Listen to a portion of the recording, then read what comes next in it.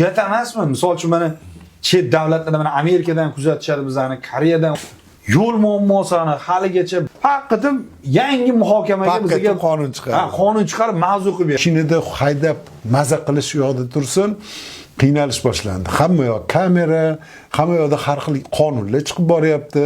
Undan tashqari mashina qo'yishga joy yo'q, mashinada yurishga joy yo'q, hamma yoq avtotiqin. Bilib bo'lmaydi, kulgili narsa bo'lib qoladi-da. Ertaga faqat bu biz auksiondan bal sotib o'tirmaymizmi? Ana shunaqalarni 12 ball bo'lgandan keyin bir oydan keyin hammasini pravasi yo'q bo'ladimi yo'q? Hammasini bo'lmasa kerak.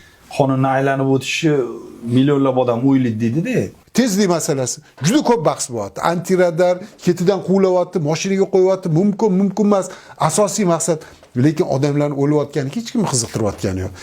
Korrupsionerlar bilan kurashishdan oldin korrupsiyani omillarini yo'qotishimiz kerak. Qancha odamlar o'lim jazosiga tayinlangan. Jadidlarimiz ham o'lib ketdi-ku. O'lim jazosidan ko'ra og'irroq deb topilgan jazo bor. Hamma joyda poraxo'rlik, hamma joyda to'siq qo'yish, har xil manfaat, qanaqadir vallomatlarning manfaatiga ko'p qarorlar chiqilyapti-da. 3 marta poraxo'rlik, o'sha qanaqadir pulli ishlar bo'yicha qamalgan ekan. O'sha odamni o'sha joyga qo'ygandan maqsad nima?